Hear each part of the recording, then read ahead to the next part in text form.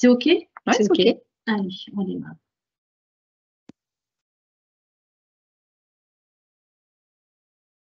Bonjour à tous et bienvenue à ce webinaire organisé dans le cadre du Salon Go, Salon de la création et reprise d'entreprise, 11e édition.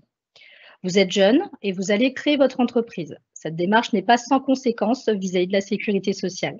Justement, quels changements concernant votre protection sociale? Et puis, c'est quoi la sécurité sociale? Et si je tombe malade, ai-je droit à un complément de revenu? En tant que jeune et entrepreneur, ce sont des questions que vous pouvez vous poser. Jeune et entrepreneur, quelles conséquences pour ma sécurité sociale? Eh bien, nous allons découvrir tout cela ensemble grâce à l'intervention de Madame Karine Mansuy de Acoris Mutuelle, qui est avec nous et que je remercie vivement. Nous vous invitons à poser vos questions via le chat qui est à votre disposition. Il s'agit des deux petites bulles avec le point d'interrogation en haut de votre écran. Nous traiterons bien sûr vos questions à l'issue de la présentation. Je précise également que cette visioconférence est enregistrée et que vous pourrez la retrouver très prochainement sur les chaînes YouTube de la CCI et de la Chambre des métiers et de l'artisanat. Je vais laisser maintenant la parole à Madame Karine Mansuy. Karine, c'est à vous. Très bien. Donc, bonjour à vous. Donc, effectivement, nous allons essayer donc de vous documenter sur le sujet de la sécurité sociale et de son fonctionnement. Donc, le premier thème qu'on abordera, c'est vous renseigner sur finalement c'est quoi la Sécu parce qu'on ne sait pas toujours de quoi il s'agit. On ira voir également quand on crée son entreprise quels peuvent être les changements donc pour vous. Et puis, si vous tombez malade, comment ça se passe, notamment pour la protection d'un revenu, puisque l'objectif, bien sûr, quand on crée son entreprise, c'est de percevoir un revenu complémentaire. Et donc, si je viens être malade, eh bien, comment ça fonctionne au niveau des régimes de base. Donc, je vous propose qu'on démarre. Le premier sujet, donc, c'est quoi ma Sécu?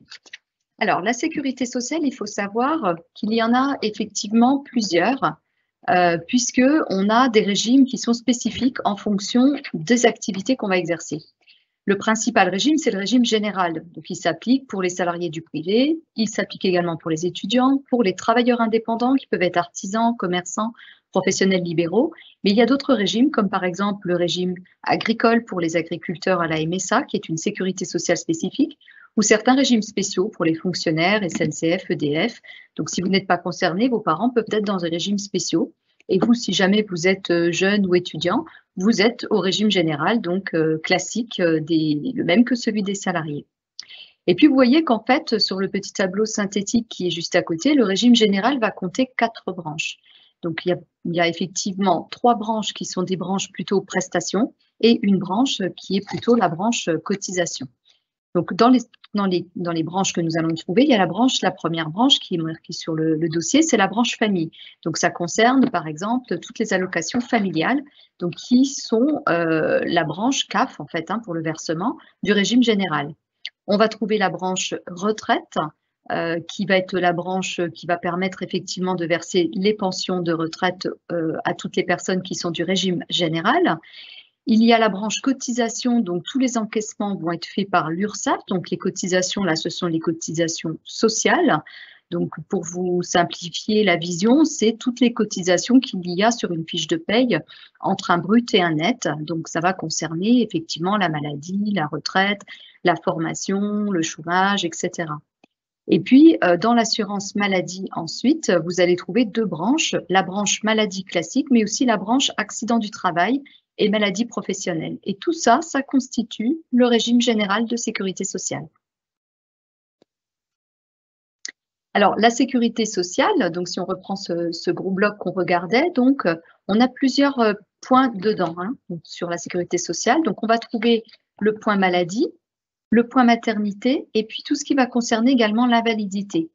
Donc, la maladie, c'est simplement la prise en charge, ça c'est ce que vous connaissez souvent le plus facilement, de toutes les dépenses de santé. Donc, remboursement du médecin, du pharmacien, remboursement des hôpitaux, etc. Ça s'appelle aussi souvent les prestations en nature versées par la sécurité sociale. Et puis, il va y avoir tout ce qui se dit être prestations en espèces. Donc, c'est la deuxième ligne du versement d'indemnités journalières. Elles peuvent être versées dans le cadre d'un arrêt de travail.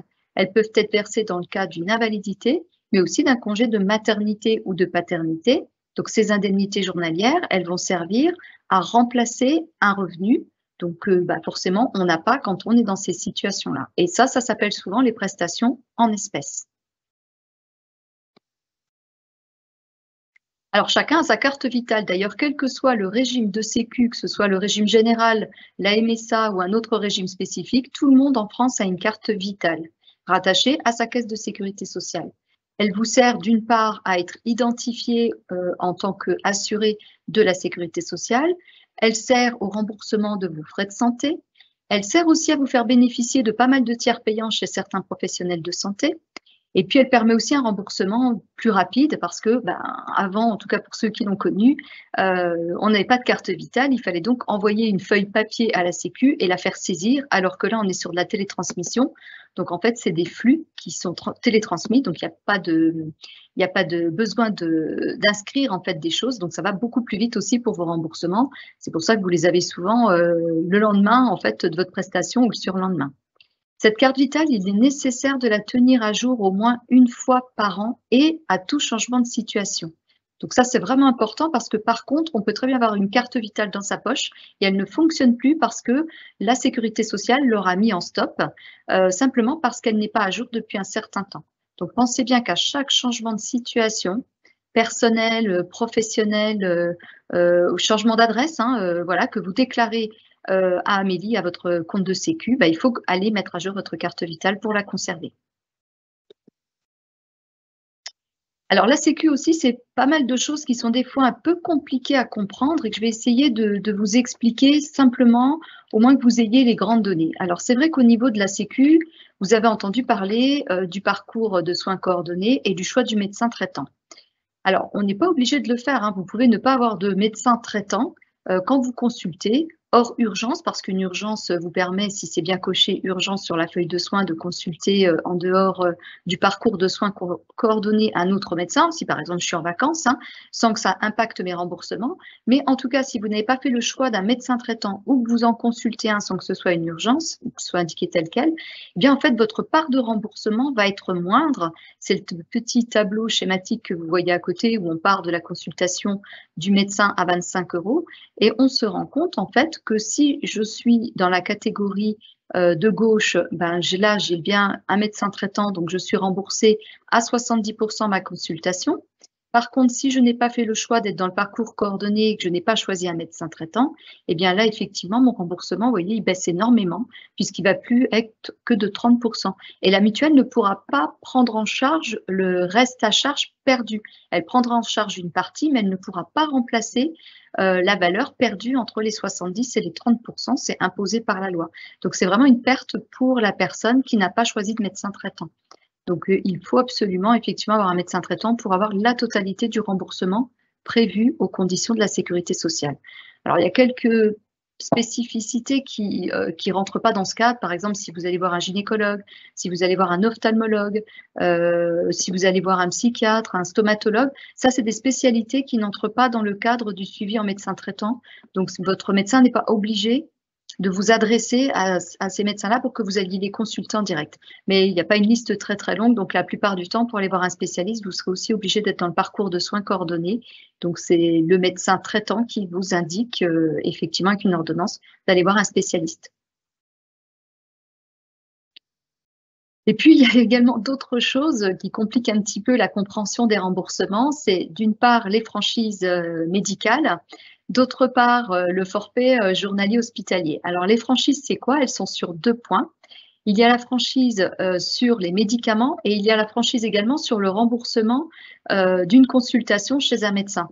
Donc, si vous regardez le premier tableau de gauche, vous voyez que les franchises médicales sur les médicaments font que même si vous avez un remboursement, admettons, de 60%, il sera retenu par boîte de médicaments, en fait, une franchise, donc là de 50 centimes, et qui au total ne pourra pas dépasser un certain montant annuel. Mais pour autant, vous achetez une boîte de médicaments pourtant prescrite médicalement, remboursée, vous aurez une franchise dessus. Même chose pour une consultation, c'est pas toujours, mais effectivement, une consultation, il y a également une franchise dessus, dans la limite de 50 € par an, et ce qui fait que votre remboursement il sera toujours moindre, amputé de ces 1 € et qui ne peuvent pas, c'est interdit, être pris en charge donc par la mutuelle. Donc, si vous regardez sur le tableau de droite, comment ça se passe pour le remboursement d'un médicament avec les franchises, vous voyez qu'une boîte de médicaments, donc on va acheter à 10 €.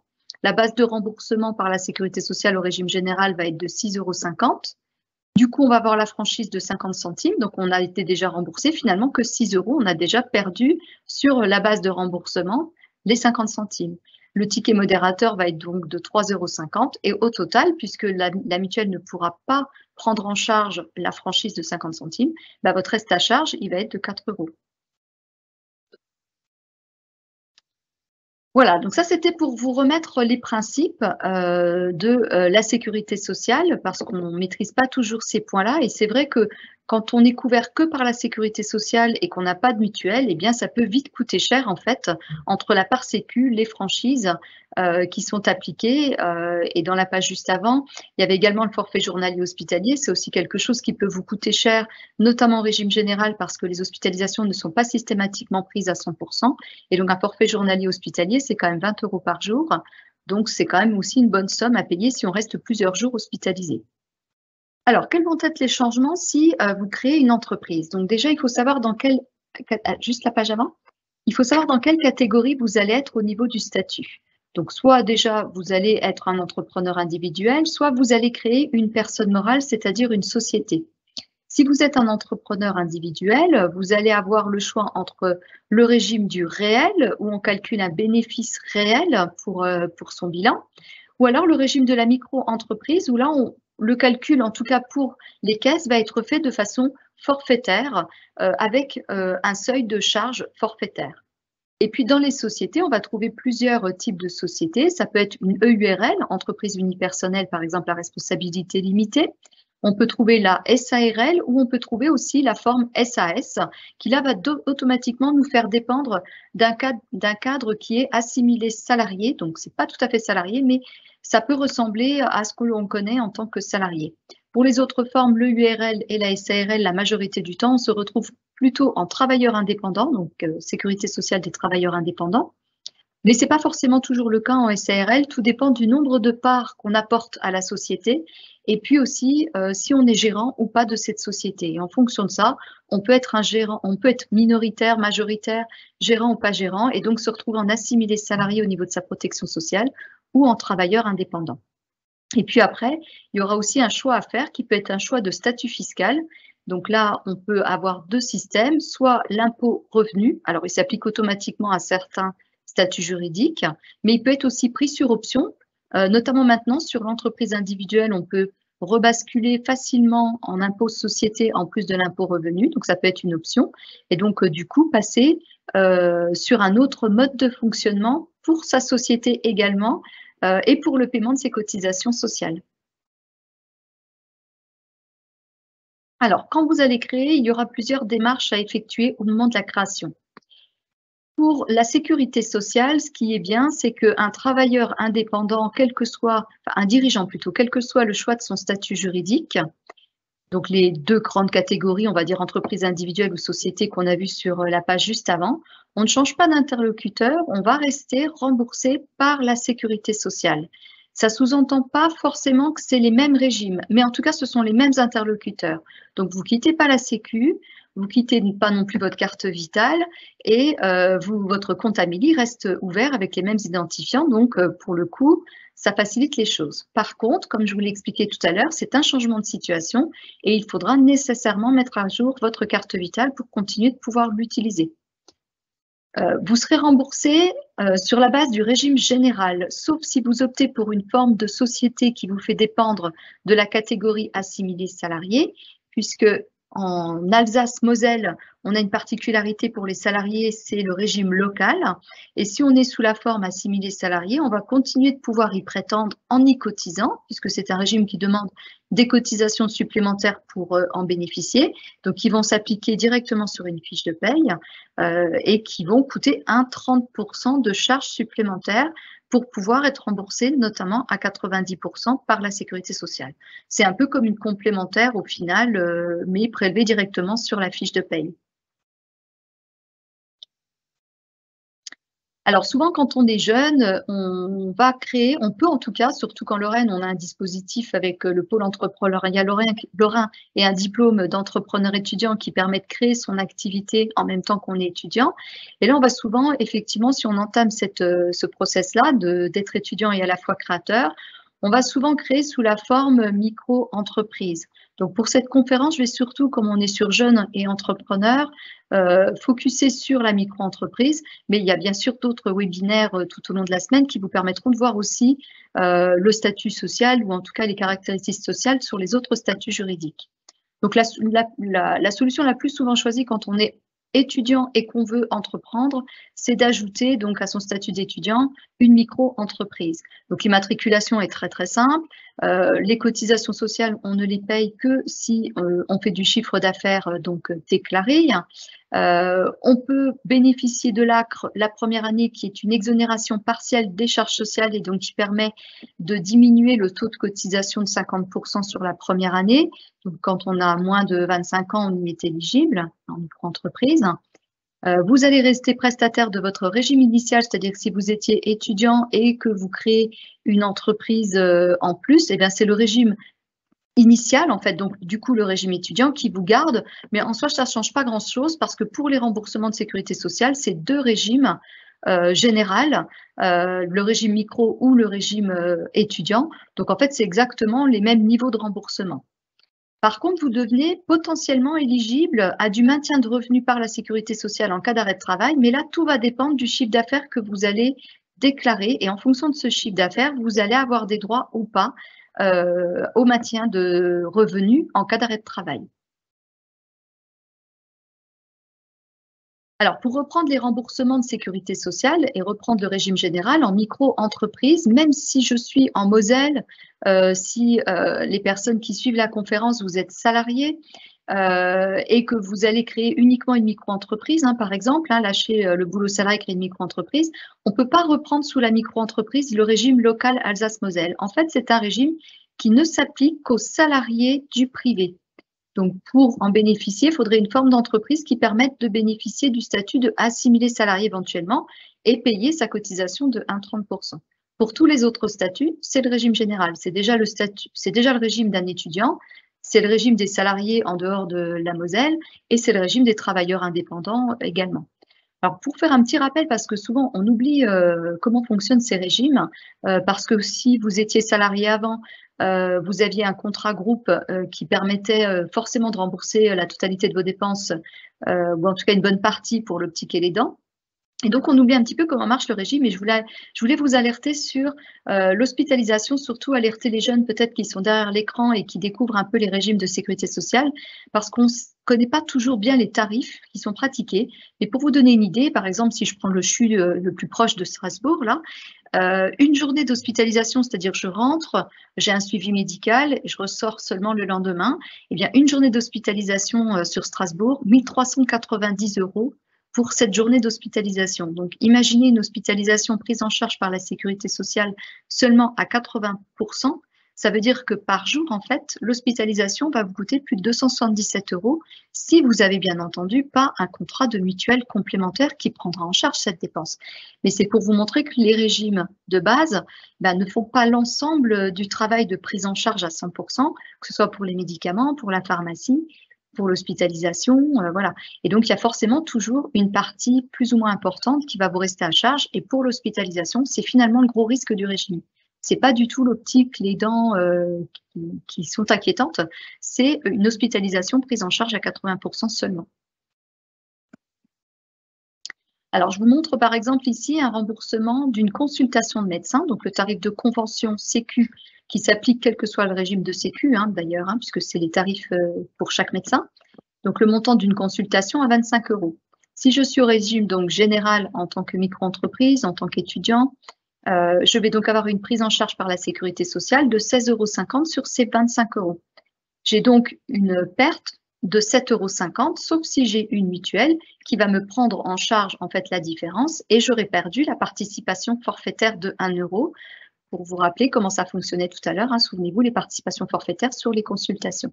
Si je suis au régime local Alsace-Moselle, ma part complémentaire, elle va être plus importante, effectivement, donc de 2,50 € au lieu de 7,50 € puisque j'aurai un remboursement qui va aller jusqu'à 21,50 € par la sécurité sociale. Donc, ce que pourra prendre votre complémentaire santé, c'est uniquement les 7,50 €. La franchise va toujours rester à la charge des assurés. Donc, ils n'ont jamais un remboursement des 25 € complet de la consultation, sauf quand ils auront atteint finalement les 50 € maxi de franchise annuelle. Vous pouvez aussi être éligible à la complémentaire santé solidaire. Donc, je vous invite à vous renseigner sur ce dispositif. Vous pouvez y être éligible en fonction de vos revenus. Il y a 2 types de plafonds. Il y a le plafond classique, c'est dans le petit tableau où vous avez l'encadré en jaune, les sources du revenu en fonction du foyer fiscal, 1 personne, 2 personnes, 3 personnes, etc. dans le foyer fiscal. Les sources de revenus annuelles ou mensuelles pour y prétendre. Et si vous dépassez ces plafonds, vous avez un 2e plafond qui vous permet d'avoir une complémentaire santé, donc beaucoup moins cher que si vous devez acheter un contrat tout seul. Donc ça, cette complémentaire santé solidaire va vous permettre en fait de faire le même travail que si vous aviez été prendre une complémentaire santé tout seul chez un assureur ou dans une mutuelle, sauf qu'elle va vous revenir à 0 ou à moins de 1 € par jour, puisque c'est des systèmes qui permettent d'aider les personnes qui ont des revenus fragiles à avoir donc une bonne protection sociale et donc une protection complémentaire également. Donc, n'hésitez pas à vous renseigner sur ces dispositifs parce que quel que soit votre statut juridique, étudiant, en entreprise, travailleur non salarié, assimilé salarié, peu importe, c'est le revenu qui va déterminer si vous êtes éligible à cette complémentaire santé ou pas. Voilà, je vais aussi vous montrer l'exemple d'une complémentaire santé, notamment pour ceux qui étaient salariés et qui vont peut-être passer à la création d'une entreprise. Un certain temps, vous allez peut-être être éligible à votre portabilité, mais après, il faudra reprendre un contrat individuel. Donc, on va prendre l'exemple de Paul. Donc, il est entrepreneur, il s'inscrit au régime micro-entreprise, donc il est en base de remboursement au régime général de sécurité sociale. Il n'a donc plus le régime local s'il était salarié avant. Il aura besoin d'une mutuelle pour couvrir au moins à 100% du tarif de convention, au moins son hospitalisation. Pour ses lunettes et les couronnes dentaires, il a décidé qu'il utiliserait le 100% santé.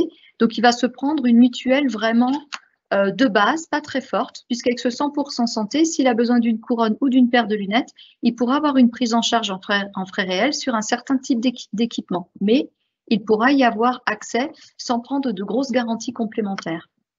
Donc, pour cette mutuelle au régime général, donc Paul, il va avoir à verser une cotisation de 30,33 € par mois. Cette cotisation, s'il est en micro-entreprise, elle ne peut pas être déductible fiscalement de son revenu imposable. Par contre, s'il avait choisi un autre régime comme l'entreprise individuelle, par exemple, classique, ou qu'il était gérant majoritaire de SARL ou d'une EURL, cette cotisation pourrait être déductible fiscalement de son revenu imposable dans le cadre d'un dispositif qui s'appelle la loi Madelin.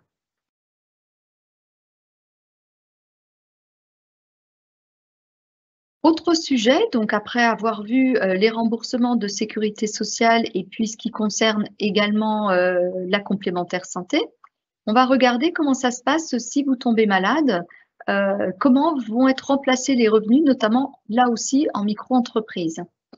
Donc, il faut déjà savoir que ça, c'est pas automatique. C'est pas comme la sécurité sociale de base, remboursement du médecin, etc. Pour avoir des droits au maintien de revenus en cas d'arrêt de travail, il faut déjà avoir cotisé un certain temps. Alors, sur un régime de travailleur indépendant, c'est 1 année. Donc, ça peut paraître très, très long, c'est-à-dire qu'il faut constituer 1 année de droit pour avoir des droits. Mais sache, c'est pas tout à fait ça, en fait, la règle, même si c'est bien celle-ci. Si vous créez, par exemple, pendant un maintien de droit à Pôle emploi, c'est-à-dire vous êtes indemnisé à Pôle emploi et vous créez pendant le maintien de droit, eh bien, cette période-là ne sera pas appliquée parce qu'en fait, tant que vous êtes à Pôle emploi, vous continuez de cotiser dans vos anciens systèmes. Et donc, ça permet d'avoir toujours des droits qui sont assurés. Même chose, si vous étiez auparavant salarié et que l'interruption n'a pas été très longue, depuis le 1er janvier de cette année, il y a de nouvelles conditions et ils étudient maintenant votre situation antérieure pour voir si vous avez des droits ou vous n'avez pas des droits. Donc, c'est pas aussi catégorique que ça. Par contre, si vous ne créez pas pendant le maintien de droit, et qu'il y a eu donc une interruption des droits et qu'il faut faire une demande pour voir si vous pouvez être éligible, là, c'est moins certain puisque ça sera sur étude de dossier. Il faut le demander auprès de la Sécurité sociale. Il y a un formulaire spécifique à compléter pour faire cette demande d'étude de dossier. Donc, on va prendre le cas classique que vous créez pendant votre maintien de droit, que vous êtes éligible, donc au maintien de revenus en cas d'arrêt de travail, et vous y êtes éligible comment en micro-entreprise. Donc, il faut savoir déjà que les régimes de sécurité sociale, que ce soit salarié ou travailleur indépendant, donc c'est le cas de la micro-entreprise, il y a toujours un délai de carence de 3 jours. Ça veut dire que pendant ces 3 premiers jours, la sécurité sociale n'indemnisera pas la personne en arrêt de travail. Donc, on touche 0 € par la sécurité sociale. Ensuite, c'est la phrase que vous avez en rouge, elle va indemniser jamais plus qu'à hauteur de 50% du revenu de la personne. Donc, ça va être selon effectivement votre revenu et pas plus de 50%. Mais les salariés, c'est exactement la même chose, pas plus de 50%. Les salariés ont automatiquement l'option, enfin, ce n'est pas une option chez eux, c'est une obligation de cotisation pour l'accident du travail et la maladie professionnelle, mais en étant travailleur indépendant, même en micro-entreprise, je peux souscrire à cette option-là, mais c'est sur option. Donc, il faudra choisir ou pas si vous voulez cotiser en plus pour l'accident du travail et la maladie professionnelle, qui va permettre d'améliorer un petit peu les 50% de prise en charge et donc de compléter un petit peu plus la perte de revenus subie. La grosse difficulté chez le micro-entrepreneur, pour ceux qui se renseignent sur la création d'entreprise, vous avez déjà forcément vu ça, c'est que si je ne fais pas de chiffre d'affaires, je n'ai pas de cotisation sociale. Donc ça, c'est le côté rassurant. Mais l'autre face, c'est que si je n'ai pas de cotisation sociale, je peux perdre des droits sociaux. Et notamment, par exemple, celui-ci, c'est-à-dire ne pas être éligible au versement d'indemnités journalières en cas d'arrêt de travail. Donc, je suis à la maison malade avec un gros problème de santé. Pour autant, je n'ai pas le droit d'indemnité journalière si je n'ai pas fait suffisamment de chiffre d'affaires. Donc, ce chiffre d'affaires, c'est combien? Alors, c'est un chiffre d'affaires qui est transformé en revenu. Donc, en fonction de votre activité, il va être transformé par les impôts en revenus forfaitaires. Donc, vous ne choisirez pas la masse de vos charges, c'est les impôts qui ont un barème. Il y a 3 niveaux. Si vous avez une activité en prestation de service, les impôts vont considérer que votre revenu est égal à 50% de votre chiffre d'affaires. Si c'est une activité achat, vente, hôtellerie, restauration, ils vont considérer que votre revenu est égal à 71% de votre chiffre d'affaires. Et si c'est une activité de profession libérale réglementée ou non réglementée, ils vont considérer que votre revenu est égal à 66% de votre chiffre d'affaires. Et c'est ça qui est regardé dans les particularités que vous voyez dans le tableau, où votre revenu, donc calculé comme je viens de vous l'expliquer, pour une année, doit être supérieur à ce montant-là pour pouvoir percevoir les premières indemnités journalières. Et donc, à partir du moment où j'ai bien un revenu annuel de 4 093,20 €, alors en sachant que c'est un revenu étudié sur 3 années, mais qui peut être reconstitué au moment de l'arrêt de travail si on n'a pas 3 années d'activité. Mais pour autant, c'est quand même 3 années normalement de revenus qui est calculé. Et bien, ça fait une première indemnité égale à 50% de ce revenu de 4 093,20 € annuel, qui démarre à 5,61 € par jour. Et dans tous les régimes de sécu, il y a toujours une indemnité journalière maxi égale à 50% du revenu de quelqu'un, et là qui équivaut à 56,35 €. Donc, elle peut être entre 5,61 € au mieux, parce que ça peut être aussi 0 si je n'ai pas assez de revenus, et jusqu'à 56,35 €. Voilà. Et dans tous les cas, c'est que 50% de mon revenu. Donc, c'est vrai que ça peut faire une perte importante entre le risque de ne pas en avoir, le risque de n'avoir que 50% de revenus. Les salariés, la plupart du temps, sont couverts parce que dans les conventions collectives ont été négociés des accords de mise en place de contrats de prévoyance qui permettent de couvrir ce que la sécurité sociale n'assure pas, puisque pour un salarié, elle n'assume aussi qu'après 3 jours de carence, 50% du revenu. Une fois que vous mettez à votre compte, vous allez être exposé puisque votre contrat de prévoyance va se terminer, que vous aviez en tant que salarié. Et si vous ne refaites pas une démarche de recréer un contrat de prévoyance complémentaire maintien de revenus en cas d'arrêt de travail pour vous-même, qui va venir compléter ce tableau de sécurité sociale pour arriver non pas à 50% de votre revenu, mais bien à 100% jusqu'à l'âge de la retraite, vous risquez de vous retrouver démuni financièrement si un problème de santé, surtout important, venait à surgir. Donc ça, je vous l'ai expliqué, effectivement. Donc, c'était comment est calculé le revenu. Donc, je vais vous donner un exemple et une tarification pour un contrat de prévoyance complémentaire parce que c'est sans doute le premier que vous verrez. Donc, vous puissiez réaliser un petit peu comment ça marche et combien ça coûte. Donc, on va prendre Paul qui s'est lancé dans une activité de vente de moto. Il réalise un chiffre d'affaires de 33 103 €. Donc, il fait de l'achat-vente, il achète des motos, il vend des motos, ce qui représente un chiffre d'affaires journalier de 91 €. Mais pour les impôts, finalement, son revenu va être égal qu'à 29% de son chiffre d'affaires puisque les impôts vont considérer que dans cette activité-là, en micro-entreprise, il a 71% de charges. Du coup, son revenu, si je le calcule, 29% de 33 103 tombe à 9 600. Donc, vous voyez, il encaisse 33 103 et finalement, au niveau des impôts, on considère que son revenu est seulement de 9 600. C'est-à-dire ce qui va servir de base au calcul de l'indemnité journalière, mais aussi au calcul des droits à la caisse d'allocation familiale, par exemple. Donc, c'est vraiment la référence revenu de cette personne. Donc, ça correspond à 26 € par jour. On est d'accord que s'il est en arrêt maladie, la sécurité sociale va l'indemniser après 3 jours de carence à seulement la moitié de son revenu, donc la moitié de 26 €. Donc, vous voyez, il part de 91 € par jour et il arrive à une indemnisation sécu de 13 € par jour. Donc, il faut bien que vous ayez conscience de ça pour vous rendre compte que, oui, il va manquer une grosse partie de votre revenu parce que peut-être que vos charges ne sont même peut-être pas de 71% de votre chiffre d'affaires. Et si elles sont moindres, vous êtes pénalisé là sur le calcul de la valeur de votre indemnité journalière. Mais en micro, c'est du forfaitaire, c'est comme ça, vous n'aurez pas le choix de la valeur des charges. Donc, vous tomberez, si vous êtes sur l'exemple de Paul, à une indemnisation maximale de 13 € par jour.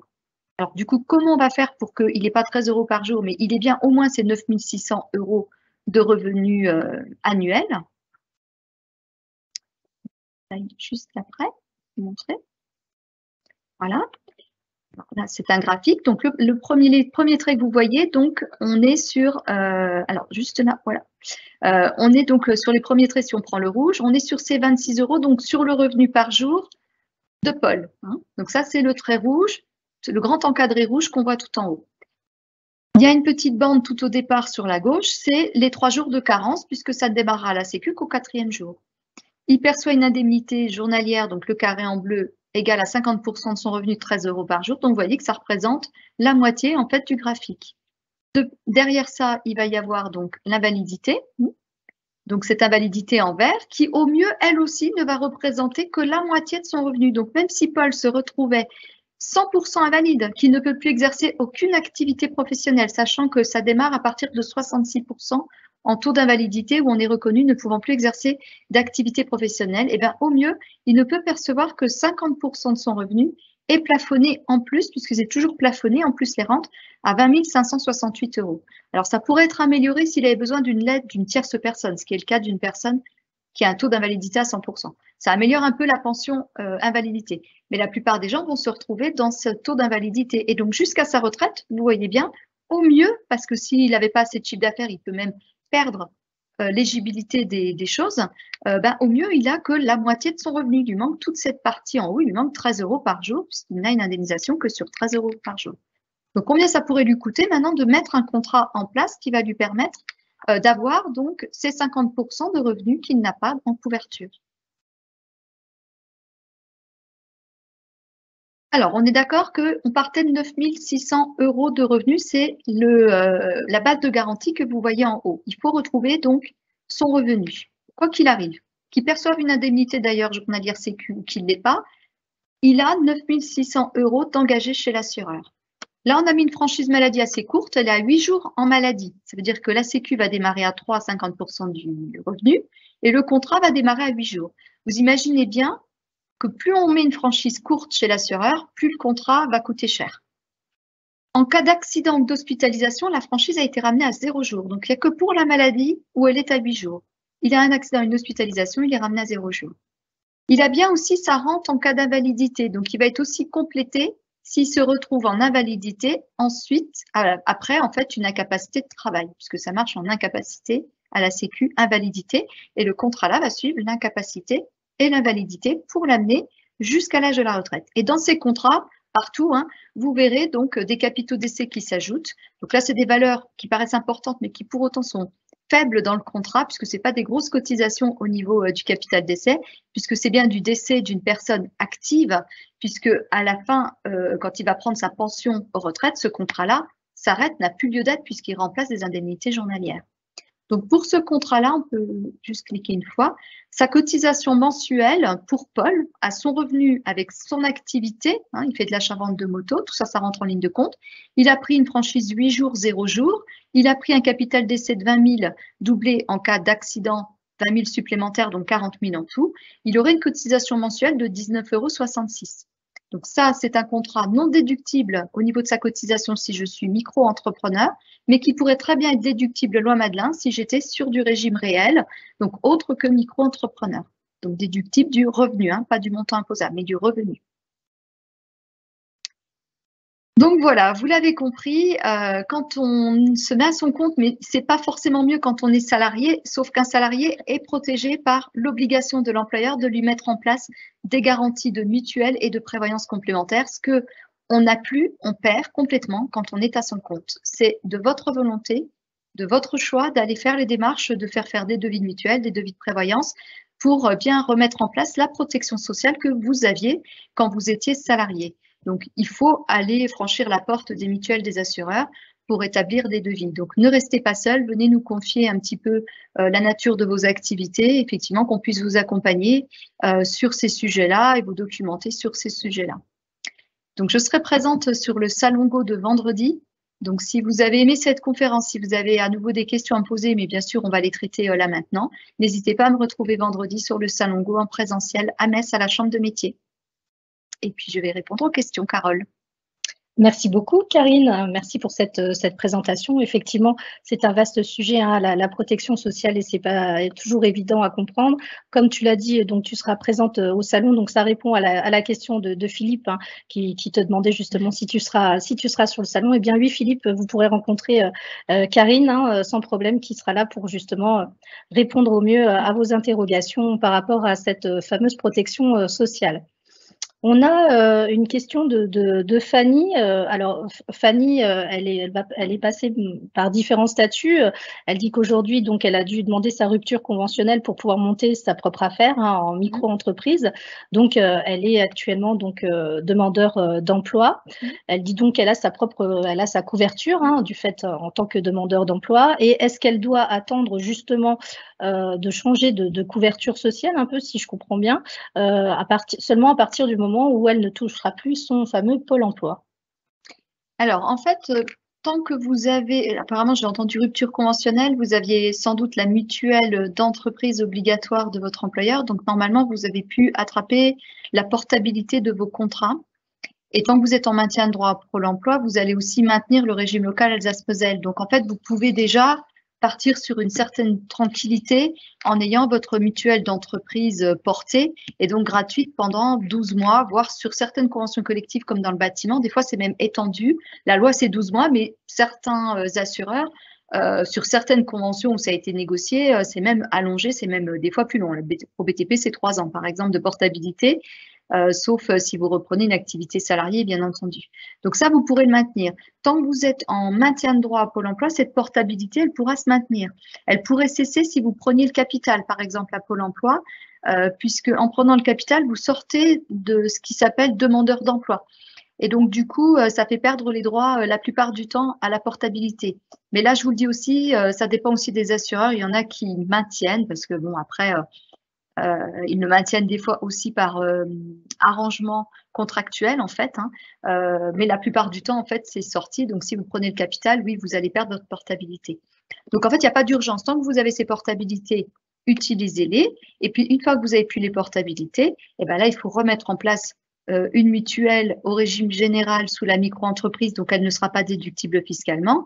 Et puis, il faudra faire chiffrer rapidement votre prévoyance pour que vous sachiez où vous allez dans votre prévisionnel aussi, parce que théoriquement, tout ça, c'est des charges, donc ça doit faire partie aussi de votre politique du prix, puisque il faut rentrer toutes vos charges avant de savoir combien vous allez marger.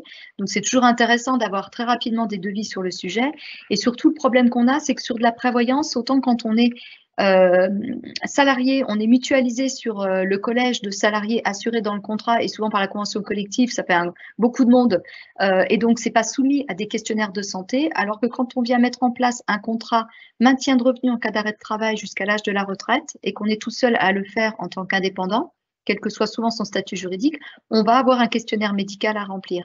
Donc, il est assez urgent de se dire rapidement, est-ce que je suis éligible à ça? Est-ce que je ne suis pas éligible à ça? Et donc, quelles sont les autres solutions qu'on peut mettre en place pour essayer de me protéger au mieux en termes de revenus. Donc, ça, c'est notre métier. Venez m'en parler vendredi si vous avez l'occasion.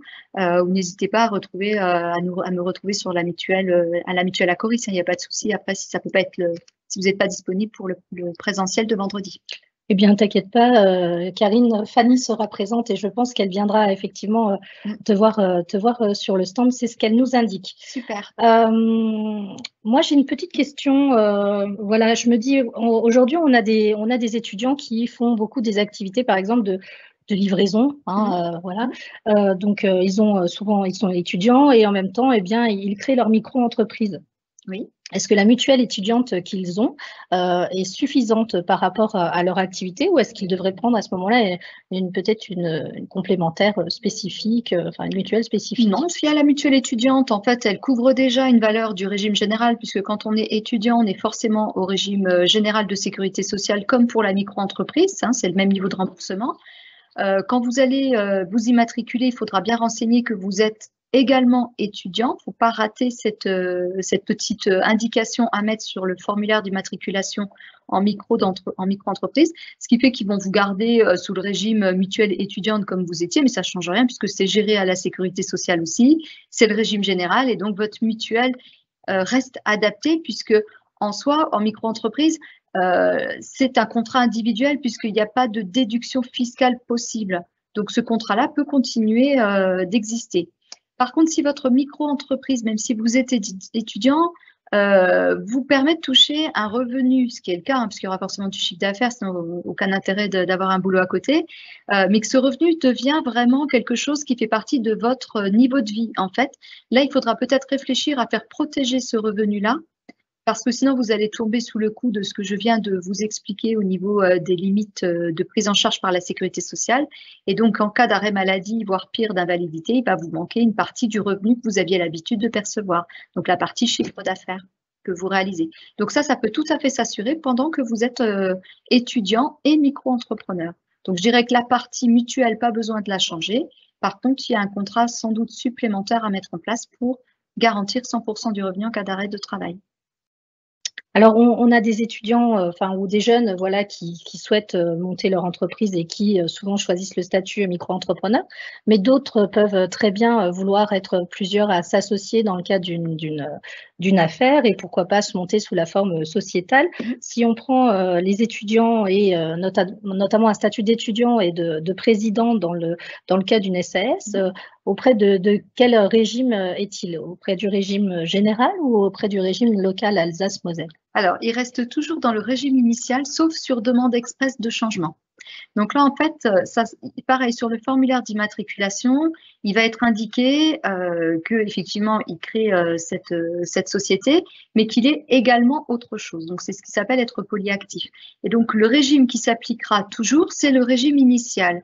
Mais là, il y a un intérêt, effectivement, à aller chercher le régime local Alsace-Moselle, sauf qu'on ne pourra l'avoir qu'à partir du moment où on va se rémunérer et que donc, on va y cotiser. Donc, ça ne sera pas tout de suite à la création de toute façon de la SAS, mais à partir du moment où vous y serez éligible, donc il faudra faire la demande à la sécurité sociale pour bénéficier du régime local Alsace-Moselle. Et une fois que vous avez le régime local Alsace-Moselle possible, eh bien, il faut demander à changer de caisse. Et même si c'est au même endroit, ce n'est pas les mêmes codes. C'est quand même des caisses séparées, gérées à la CPN. Donc, c'est les mêmes gestionnaires, mais c'est des caisses spécifiques. Et donc, il faudra basculer votre caisse de sécu régime étudiant à SAS au régime local du coup pour en bénéficier, mais il faut le demander. Donc, il y a un formulaire de demande spécifique pour faire la bascule.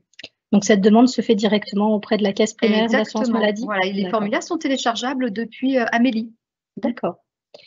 Petite question, ça arrive souvent, on n'y pense pas systématiquement, mais si on ne met pas sa carte vitale à jour, qu'est-ce qui se passe?